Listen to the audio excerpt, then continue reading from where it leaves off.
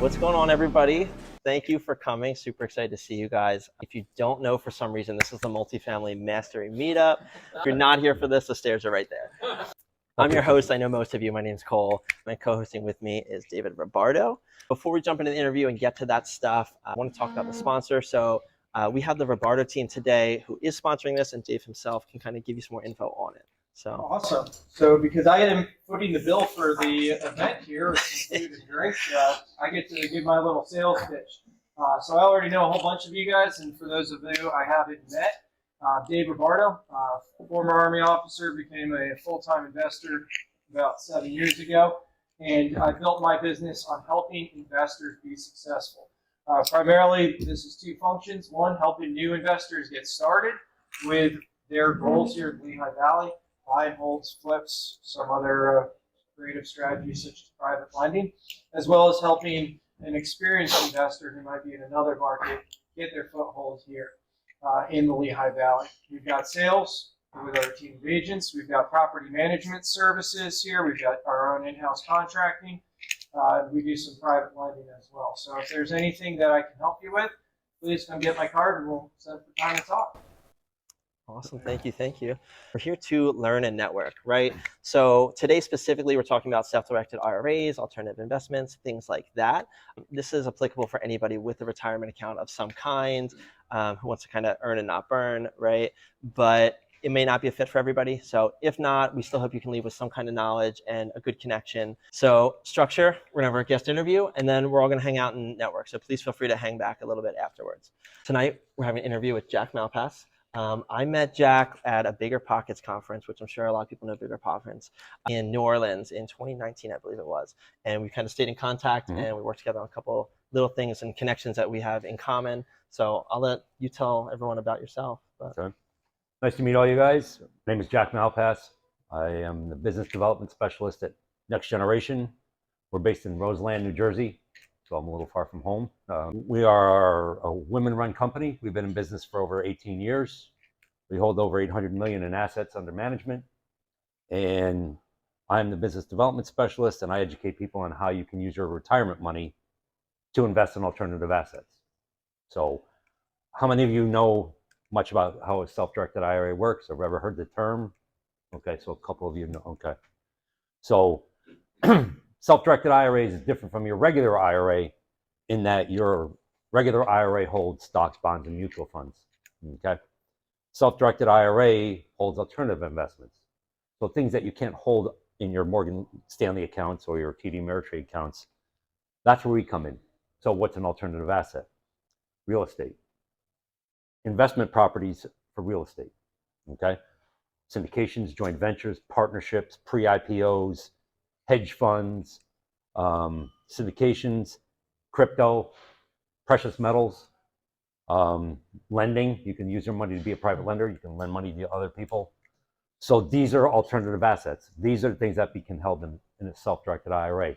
So not a lot of people know about this service, and that's what we do. I go around to different events. Like I met at the Bigger Pockets convention. Get the word out there about people don't know that they can use their retirement money and get the tax advantage of using their retirement money instead of using their own cash. So that's what I do. Now, we are not fiduciaries nor advisors, so I can't give you advice on whether your investment is a good investment or a bad investment. My job is to just tell you what can be held in a self-directed IRA. So the term self-directed IRA has been thrown out there by not only Morgan Stanley's of the world and our company, but the term isn't the same, okay? When Morgan Stanley or TD Ameritrade or Vanguard talk about self-directed, you're self-directed to their portfolio, okay? You have to pick from their portfolio. A self-directed IRA with our company, we don't have a portfolio. It's the true term, self-directed. You find the investment. You go out there, you find something that you're interested in investing in, not something that somebody's telling you you have to choose from. So that's why there's so much out there that you can invest in that you don't know you can invest in. Now, what can't you invest in? Now, because our charter is held in South Dakota, some companies can hold this but we can't, and that's cannabis. Okay, a lot of people like to invest in cannabis startup companies. Unfortunately, our company, we cannot. Collectibles such as art, cars, things like that, baseball cards, stamps, you can't. S corps can't be held in a self-directed IRA. But other than that, it's pretty much out there for you to find. You know, we have people who invest in pig farms or wineries. One thing about self-directed IRAs, it's not only domestic, it can be international. So you can invest in international.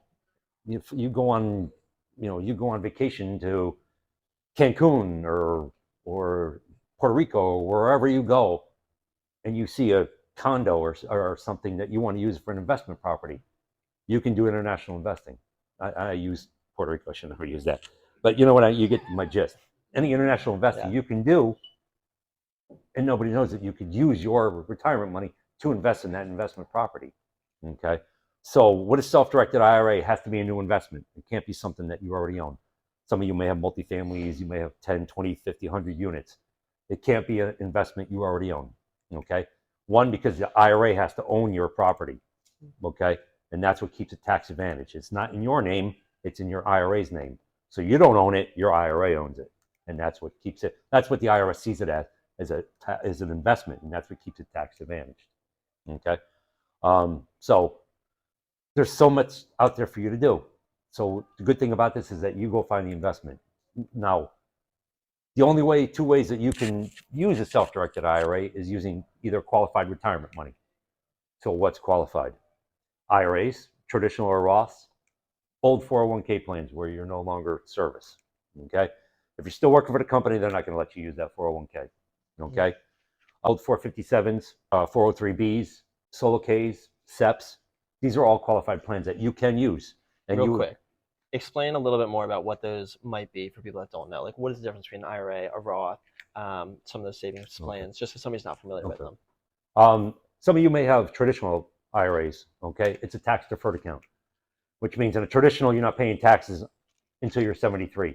That is your distribution age. When your accountant or your CPA calls you and says, "Hey, Jack, you got to start taking money out." Your grandmothers or your mothers might be over that age where they get a call and they got to take $10,000 out of their IRA every year. That's a required minimum distribution in a traditional.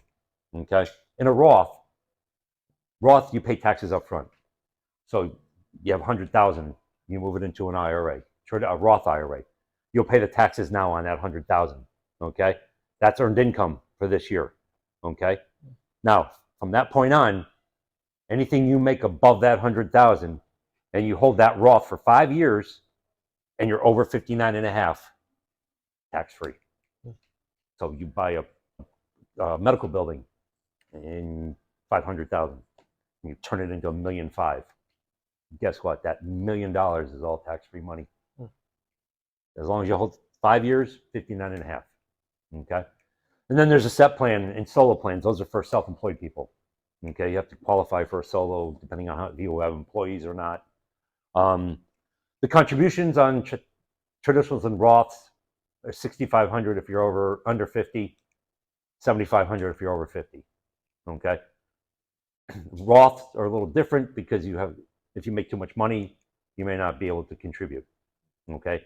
Now, the only way you can put money into self-directed IRAs is either qualified retirement money or contributions. Okay. Now, if you don't have a retirement plan, well, how are you really going to contribute $7,500 into an investment? Okay. You may not be able to do a syndication. You may not do a real estate property or something that you could lend money with the $7,500. You could invest in crypto. You can do precious metals. So the idea is you don't need a whole lot of money. And people think, oh my God, I need a boatload of money to do an investment. You don't. You just have to be smart about what you want to do and figure out, how do I start? If I can start with a little amount of money, guess what? A couple of years, you know how crypto goes, it can shoot up, it can go down. But you can go from 1 year not being able to do an investment to next year, you got all this money in there. Now you can do a real estate investment. You can do your own investment properties. You can do a syndication or a joint venture or a partnership. So it all depends on, do you have qualified retirement money? If you don't, how do I start? Contributions. Okay. So that's for you guys to figure out. You bring me the investment, and I'll let you know if you can do it. Now, let's say you do have some money, but you don't have a whole lot of money. Okay. Well, you can partner with somebody. Okay. You may go in on a rental property. Okay. 100,000. You only got 50. Okay. Well, where am I getting this other 50 for this property? You can partner with someone else. Okay. So think about different things. There are some rules, IRS rules, that I'll get into later about who you can partner with and how it works. But partnering is always good if you don't have enough money. Okay. Because you can still do the investment if you can work it with somebody else. Okay. For the purpose of this, we're talking about real estate. Okay. But just know that there are other things out there that you can do other than real estate if you don't have a whole lot of money. Okay. Now, let's say you do. Okay. You can get into a joint venture. Okay. All the money is going back, capital gains are all going back into your IRA. Everything is in the name of your IRA. That's what keeps it tax advantaged. So whether it's going into a traditional, a Roth, a SEP, an HSA, an ESA, a solo plan, it's all going back into a retirement plan, not to you personally. That's how you get the tax advantages of using retirement money instead of your own cash. Same thing with crypto. You get into Bitcoin and it blows through the roof. You're using cash, you're paying capital gains. Okay? You're using retirement money, you're not paying capital gains. It's in your retirement plan. So in a traditional, you don't pay taxes until 73. A Roth, you've already paid the taxes on it. Now I just got to hold it for 5 years and wait till I'm 59 and a half. And then I can take every dollar I have and run with it because there is no distribution age on a Roth. Okay? So those are the types of plans you can do. Okay? Real estate investing is 85% of what my company does is real estate investors. Okay? I do shows all over the place. I talk about what you can and cannot do in a self-directed IRA. Partnerships with family members. Okay? If you're looking to do a real estate investment, a couple things. One, you can't live on the property. Okay? It's got to be an investment property. So it can't be something you already own. You can't live on the property. You can't work on the property yourself. Everything has to be contracted out. Okay? These are IRS rules, not mine. So don't shoot the messenger. Okay? So no living on the property. No work on the property yourself. Mom, dad, grandma, grandpa, out. They're all disqualified. And you're disqualified from yourself. Okay? The people who aren't disqualified from you, and this is where it gets kind of weird, brothers, sisters, aunts, uncles, and cousins are not disqualified. So it's like, okay. And I know I have to do this every day, and I have to remember who's who. Okay? But just try to think about it right now. You know, why this is so concocted, it doesn't make any sense. Excuse my language. Even though your mom, dad, grandma, grandpa are all disqualified from you, you can partner with them. See, the IRS doesn't want you commingling money. Husband and wife, so if husband has a traditional, they don't want the wife going in her checkbook and throw money into his traditional. That's where it's commingling, which is disallowed. However, if they partner together on the deal, let's say they both have an IRA. Okay. You have all my information is in the pamphlet. My card. I'll do educational sessions all day long. I do independent ones. I won't come to your house because you guys will live too far away from here. But we can get into the weeds about how LLCs work or outside of an LLC. The LLC is going to give you checkbook control. Most of you know that. Some of you probably have LLCs. But it can't be LLCs you already own, and it has to be done by specialized attorneys. It can't be done by Zoom LLC. All right? And we'll get into that later. Or we won't get into that at all. We'll discuss that at another time. If you're really interested, let me know, and we'll get into the weeds about it. Okay? But just know that there are different types of investments you can do. Okay? You can do international or domestic, and as long as it's not collectibles like art, cars, cannabis, S-corps. But like I said, pig farm, winery in California, as long as it's an investment you don't already own, you run it by me. All I need would be the investment docs. So if you're going to invest in something, you got to sign off on something because you're the investor. So you have to sign those papers. We do compliance on every investment. We make sure that whatever you're investing in can be held in a self-directed IRA. So that's pretty much what we do as a self-directed IRA company. So the money comes from your retirement plan, comes to us as cash. So you'd have to liquidate the amount you need in your 401ks or your IRAs however much you're investing, you're going to liquidate it. You're going to put it in your IRA or 401k as cash. You're not distributing it. You're leaving it in there as cash. Then you can move it over to us. Once it's in a cash position with us, then it goes out to your investment, because you're not going to send your investment out with stocks, bonds, and mutual funds to maybe these guys. No, it's cash. So you need to move cash to us, and then the cash goes into the IRA, and then the IRA makes the investment for you guys to the investment, and then they write the checks back to your IRA, and that's what keeps it tax advantaged. So let me ask you this. Say somebody is here and they say, that sounds great. I have some kind of retirement account and there's a potential deal that I want to invest in, either themselves or something else. What does the timeline look like so that they can do that? Opening an account only takes about 1 or 2 days. Okay, the application. Okay, driver's license. That's all I need. Application is done through DocuSign. It's very simple. Everything's highlighted what you need done. It takes about 1 or 2 days for the application. The funding part is the longest, because if you have an account with Morgan Stanley, you're going to have to let Morgan Stanley know that you're moving money from them to me. They're not always happy with that. Okay, and so they're losing money. So they could slowball it. They could take their time, and we have no control over that. Because 1, you have to initiate it, and 2, we can't make them move the money. So they will move the money either in a rollover, which is done by check, or a transfer, which they can do by wire or ACH. But again, they can take their time getting some of the money, which could take up to 2 weeks. And then the investment docs, like I said, we do compliance, takes a couple more days. So all in, be safe, 5 weeks. So if you're out there looking for an investment property, you want to make sure you have at least 5 weeks out to find an investment. Plus, you're not signing it in your own name. So you have to get the account open first, because your IRA is holding that property. So all that paperwork that you have to do all has to be in the name of IRA. It's not in your own name. So the deed, down payments, everything is all in the name of the IRA. So get the IRA open first.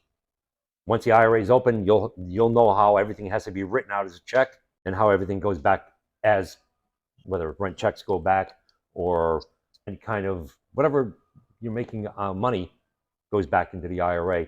You'll understand how it has to be written out to your IRA and not to you personally, because that's the last thing you want. You don't want it being written to you. It has to go to the IRA. Okay. What happens if you wrote it to yourself, or if you make a mistake? What's like the consequences?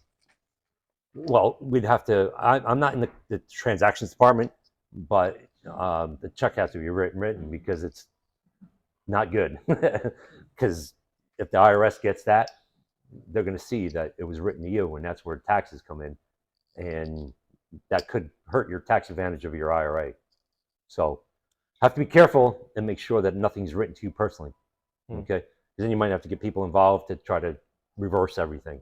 I mean, it's not the end of the world. It can be done, but I'm not real savvy on it, because I'm not in the transactions department. I handle new business. Yeah. So I teach you guys to try not to make any boo-boos, and our transactions teams works with you. Or if you have a rental property and you have a property manager, we work with the property manager, so the property manager knows how the checks have to be written and how the checks get sent to us.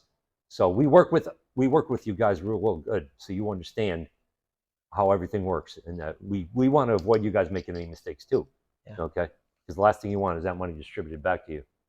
Okay. And I know in some instances, I had an investor before that had invested with us with self-directed, and we just dealt with their custodian one-on-one. So sometimes they can even step out. Like if somebody has the account, they can kind of connect the two, and everyone just takes care of it. So I can't speak for everybody, but it's pretty simple when it comes down to like the actual nuts and bolts. Like once you take care of your side and you're ready to invest it in some capacity, it's pretty basic. I want to jump back to some nuts and bolts. So when we were chatting downstairs earlier, we were talking about why don't people just leave it in their account and let it accrue at what it is, with whoever, Morgan Stanley, Vanguard, etc. Why even go to a self-directed? Most of the calls I get are people just not happy with the stock market. Plain simple. I'm tired of seeing my money go down. You see it every day. Yeah, it bounces up, but it goes down further than most of the time it bounces up. It's so over the place. And you have no control over, you have control over changing it to some other stock. But why wouldn't you not want to invest in something that you're really passionate about? If you're passionate about real estate, why wouldn't you invest in real estate? you're passionate about crypto, why wouldn't you invest in crypto? Or if you really like to do syndications, and or you want to be do something very passive where you don't have to worry about nothing. You just let somebody else do all the work, and I just want the capital gains going back into my IRA. I want to make money. So most of the people I get calls they're tired. They're tired of watching it go up and down, or they want to diversify. They want something other than what they've been looking at for the last 30, 40 years. And they never knew that they could do this. This is how Mitt Romney got rich. This is how the guy from PayPal got rich, by using their retirement money to invest. And this was, Mitt Romney got rich back in the 80s. This is when this stuff, all the self-directed IRAs first came out. So they learned how to use their retirement money to invest in other companies. And that's how they made, and the capital gains are all going back into their IRA. And they're making millions and not paying taxes, because it's all capital gains using retirement money. So they figured it out. They learned it. And some of it's changed a little because the IRS kind of figured out that what they were doing was, but there were no rules being scrutinized that much what they were doing. And they weren't doing anything bad. They just knew that what they could do. And they were investing in companies. And some of them were investing in their own companies. So, but people want to diversify. They want to do something different, and that's where I get the calls. And, this isn't, with some people, and we're everyday hardworking people. We try to make our money, and then all of a sudden I get this call from famous actors. And I'm like, this really you? And of course I have to speak to them, because of the Patriot Act and all the fraud going on. I have to make sure that who I'm speaking to is a real person, because I get a lot of calls from financial advisors or different people on behalf of somebody who's famous. And I'm like, I understand that, I want to keep their privacy, but I still have to speak to that person. And, I have all their information, and I know where they live, and I understand they want to keep her. And I'm bound by laws. I'm not going to give out their information, but I still have to talk to them. And they're investing in things okay, they're tired of the stock market. They want to, and they got more money than whoever. And they come to me and they want to do this. And I'm like, okay. Yeah. I don't tell them yes or no. I don't sit there and say, well, if crypto's a good idea or not. It's not my call. I don't even have to know anything about it. All I got to say is, yeah, you can do it. And that's all I got. That's it. I'm done. Yeah. So a question for you here is, what's it cost to set up and on an ongoing basis? Our fee schedule, which I think is in there in the pamphlet, if not, it's set up two ways. Option number one is based on the number of assets. So if you're doing one real estate investment, okay, and it's over 30 grand, which most real estate investments are, annually $325 annually. That's our admin and custodial fee. Even if it's a tax advantage account, we still report to the IRS. Okay, $25 for the application, which we do through DocuSign. $100 to make your investment.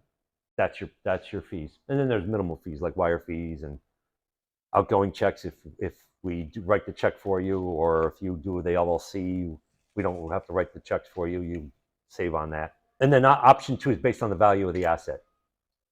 So asset value comes into play when you start doing multiple investments. You're doing like 5, 6, 7 investments. Option two will be more cost effective than option one, because one's based on number of assets. So if you're doing 7 assets at $325 a pop, option two is based on the value. So the value might be better, more cost effective than the 7 investment at $325. We keep an eye on it for you. Okay, you can always change. If after the first year, option one is you're spending way too much money, we can switch to option two. But we'll go over the fees. That's why I ask how much you have, how much I make sure you have enough for your investment, how much you're looking to invest, so I can get an understanding of where you are as far as what you're going to pay for fees. So that's where the whole fee structure comes in. So I look at it both. How much you're investing, how much you have, and then I look at the fee schedule for you. And I'll tell you, here's what it costs at option two, here's what it costs at option one, and then I tell you, that's how you see how it's cost effective. Again, it's all things we go over once I understand how much you have, how much you're looking to invest. let me run a scenario by you. So say I'm Joe Schmo, I have qualified retirement income, and I want to go buy a 5 unit. And I find one, everything checks out. Can I go do that with a management company? Say, all the basic parameters are hit. It's a safe investment as far as you guys are concerned. Yeah. What is the logistics to just going about that? So say somebody here was in that situation. The logistics says, Just like if that was the case, is there any special pieces or loan terms they have to worry about? Do they have to buy it cash? Can they still get it financed? And then if everything checks out, how do you go about purchasing it with that? Or is it just, do you talk to your custodian and they purchase it? Like, Yeah. how does that actually run? once we, let's just hypothetical. Now, I can't refer people, okay? But I think everybody in this room won't get me in trouble. Hypothetically, you're going to invest with these guys, okay? We're going to get the docs. We're going to look at them, make sure the investment's good. We'll come back to you, tell you it can be held. Your money's now in your IRA. You told me, shoot the money to them. There you go. Now the money's with them guys. Say though, with us aside, say none of us. Say somebody wants to go buy their own 5 unit, their own Oh, you whatever. want to do your own rental They property. want to go buy. They have their own account. They want to buy their own yeah. thing. Yeah, well, it works the same way. You get the investment docs on the property. Okay. Again, this is going to be in the name of your IRA, not your own. So all the paperwork's going to be signed in the name of the IRA. So if you're buying a property from a realtor or whoever, you're getting documents. Those documents have to come to me to look at to make sure that one, you're not buying it from a disqualified person. So if you're buying it from your brother, you can't do that. Okay. The investment property, arm's length transactions. The only time you can work with a disqualified person is when you're partnering together. You can't buy a syndication from your brother. You can't buy a rental property from your dad. So arm's length transactions. So we look at who you're buying it from, who are the major players. Is this a syndication where there's a bunch of people in this thing? Well, who's in it? What percentages are you? Are you benefiting from you bringing people in? Are you getting some kind of compensation for bringing other people in? So we take a look at everything to make sure that there's compliance on it, that there are no IRS issues. But again, you're out there looking for rental properties the same way you would do it with cash. You're doing it with your retirement money. Okay, so you're paying with it through your IRA. You're not paying it with cash. And then everything goes flowing in and out of the IRA. Everything has to be paid through the IRA. The roof caves in. You need an electrician. Hurricane blows out the house. All paid through the IRA. And the only way you can put more money into an IRA, retirement money, other retirement money, or contributions. So you have 500, 600,000 sitting in an IRA. The property is only 200. You want to make sure you have enough to move over in case something goes wrong. But you also have to remember how long it takes for money to move from one custodian to another. So you want to make sure you have enough in for investment and then for any unforeseen things. Now, the roof may not cave in, but you'll know that the money is there in case it does. So just keep that in mind. So I'm not telling you to a $200,000 property and you have to put $1 million in your IRA with us. No, just think about it. Okay, you fixing flippers, you only need a certain amount of money in there anyways, because you're only, you're getting the property, you're fixing, flipping, and you're out. Okay, so you can do fix and flips, you can do buy and holds. Okay, wholesalers, we won't get into that because that's a slippery slope when it gets into wholesaling. I have an odd question for you, right? Say you buy a property with your IRA, everything is peachy with it, and then the roof caves in, there's a structural issue, blah, blah, blah happens, and your IRA runs out. Then what? You're done. Because you can't do anything because your IRA, there's only two ways to put money into it. It's either through retirement money or through contributions. And you can't partner with someone because you didn't partner simultaneously in the beginning. Okay? And your investment property is in the name of your IRA. So that's why you have to make sure you have money there. Because again, if you're leveraging that property, let's hypothetically, okay, and then I'm going to bring this up now. Maybe you have a lot of money in your IRA, but you don't want to use it all. You want to use partial money, and you want to mortgage that property too. So you have money in your IRA. You can leverage property and use your IRA and partner together. Okay, so it's like a mortgage. The mortgage part will be taxed, and it has to be a non-recourse loan. So I'm not sure. Do you guys know what a non-recourse loan is? Spell it out just in case. Okay. What happens in an IRA? And we'll use exactly what the scenario. You don't have enough in the IRA, and that house blows apart. And you have a non-recourse loan on that house. You let it go. The only recourse they have is they take the property. They don't come after your IRA, and they don't come after you.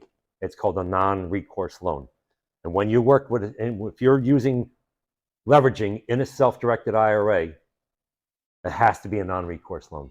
And that is so beneficial for you, because if that property goes, you stop paying on it. The only recourse they have is the property. They can't come after your IRA or you. Okay? So mortgage, if you don't want to use all your IRA money and you want to mortgage property, it has to be a non-recourse lender. We have some on our website that our clients have used in the past. You have a better shot if you're a buy and hold than you are a fix and flipper. Some of the bad things, and I don't know this for a fact because I don't speak to these people, their interest rates are really high. They want a lot of percentage of money down for you to get this loan, especially because it's a non-recourse loan. Anything happens, you stop paying. All they're going after is the property, and if it's underground, then what do they have? They have pretty much nothing, and they're not coming after your IRA or you. I'm curious too, and Gary, I don't know if you can speak on this, but what are the chances of somebody getting a non-recourse on a smaller property? There's lenders out, specialty lenders out there, but it's not a typical. Yeah. Just something to keep Most in mind. of them wanted like 50, 60 down, pretty much. I mean, look, before the tightening in lending in the last year, even for a non-IRA investment where you were looking for non-recourse financing, it was generally at 65 LTV or less, and high debt service coverage ratio, higher than normal. So I don't know how it's changed, for IRA investments, but most lenders that would do non-recourse even outside of an IRA started to pull back. Yeah, interesting. So it can't. That's the only kind of mortgage you can get or lend. You can't use a private lender. It has to be a non-recourse loan in a self-directed IRA. Okay, and again, the only recourse they have is the property. Okay, so a lot of people do that because they don't want to use all their IRA money. They want to use some of that money for that roof caving in. So they do the non-recourse part. Again, I don't know much about them. All I know is our clients have used them in the past. We have some on our website. Yeah. But that's taxed. So that non-recourse loan is getting paid back before the IRA is getting paid back. And all based on the percentages of how much you're lending or how much you're mortgaging. Okay. So the tax part is the non-recourse. Your IRA is the tax deferred or tax advantage part of it. So now they're in partnership with each other, and they're going to non-recourse getting paid first. But again, a lot of people like to do that because they like to save some of their IRA money for things like that. So they have money in case something goes wrong. Now, we're talking worst case scenario, okay? Most of you guys have been doing this a long time, or you have multifamily, or you have a bunch of rental properties, and these things don't all go haywire, but little things add up, and that's where the problem begins. Okay, Jack, let me ask you this. I want to start wrapping up, but Sure. I have a couple questions. I'm going to do my best to cater them towards you and your industry, because we ask these to everybody. But what is something that you see either yourself or other top performing investors do that separates them from the normal status quo? they study, they do their homework. They know exactly what they're doing. They know what they want to invest in. They take their time. I get people who call me, "Oh, I got a property and I want to close tomorrow." Tomorrow? I haven't even gotten your information. I don't even know who you are yet. This takes time, okay? This is why it's self-directed. You go out there and you find your investment. You do your homework. I can't do your homework for you. I don't have a portfolio sitting at my office on my website saying, "Hey, go look at this. Go check this out, or pick something from here." Your responsibility. You do your homework, and the people who do their homework are the ones who know what they're doing. They foresee issues. They know what they're looking to invest in. Even the crypto people, they know what they're into. They know exactly what coin they want. I want this coin, I want this coin, I want this one. Okay? They know exactly what they want to do. They know where the platform is, where they're getting it from. Lenders. I want to lend money. I want to lend my money to my friend. I already have interest principal. I already know the security on the note. I'll write up the promissory note. I'll have it to you for you guys to look at. They know what they're doing. They know what they want to invest in. Okay? Not a lot of people know. You can use your retirement money to lend money to other people. And you're the bank now. You're like a private lender. You are a bank. Interest, principal, and security on the note. Your friend, you lend money for your friend to buy a car. He doesn't pay it. Guess what? The security on the note is his car. You now own his car by using your retirement money. Yeah. So again, you don't need a whole lot of money to do this. Okay. So there are things out there that doesn't need $100,000 or $1 million. Yes, there are angel investors who put out millions of dollars. Okay, but they've been doing this a long time, and they've crashed, but they've come back. So I don't want to cut you off either, but I just want to hit a couple of these too real fast. I'm sorry, I know we could keep going. I get so into this. I could talk for days on this stuff. Give us either yourself or clients that you've seen something that's a daily habit that might contribute to your or their success. To my success? They're yours or clients? Good question. If it doesn't apply, then we'll shake it. Next it is. So question for you. Wait. What's the question again? Something that contributes, something that you do daily that contributes to success. What's a good habit of yours that's made you I successful? love to educate people. My job is, and it's not a job to me. Okay, I've been in sales I'm 58. I've been in sales since I was 20. Okay, I love to talk. I love to meet people. Okay, and when I see somebody make an investment and they're happy with that investment and they come back and tell me, I'm glad you told me what you told me.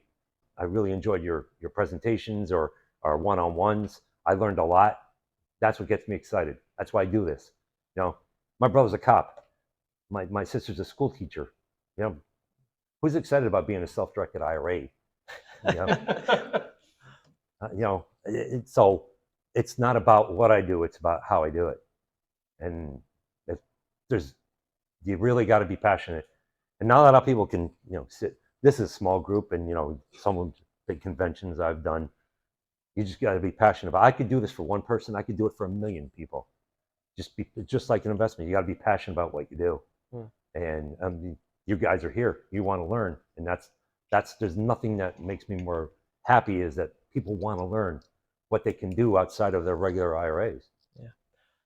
What's one piece of advice that you give yourself if you're going to start from scratch your whole career all over again with what you know now? Don't do my job. No.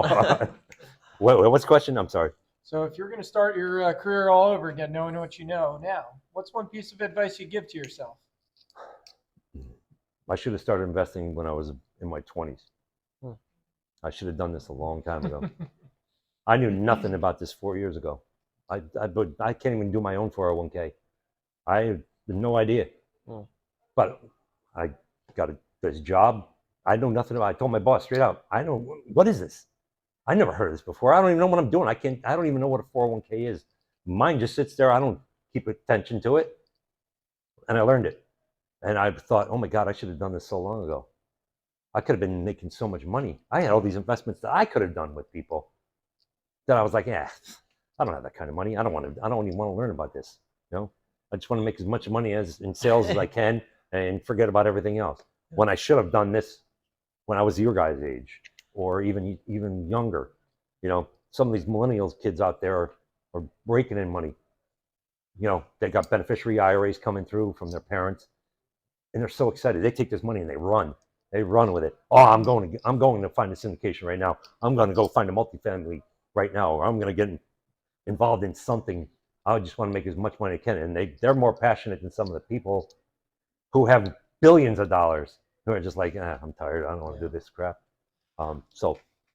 Last question for you. What is the biggest non-monetary benefit that you've seen from real estate investing? The most non-monetary benefit. What's the best part of something from real estate investing or that your clients have dealt with? Good question. I don't. I don't have an answer to that one. That's all right. That's all right. I Well, thought this was going to be easy. Jesus, I'm sweating more now. no worries. Well, look, we'll wrap it up. With that being said, so thank you to the Ribardo team and you guys for sponsoring this and having it. Greatly appreciated. I just want to give Jack a round of applause and thank you guys for coming. My pleasure, guys. Thank you for having me. So hang out and we'll wrap it up there. So thank you. Nice job, guys.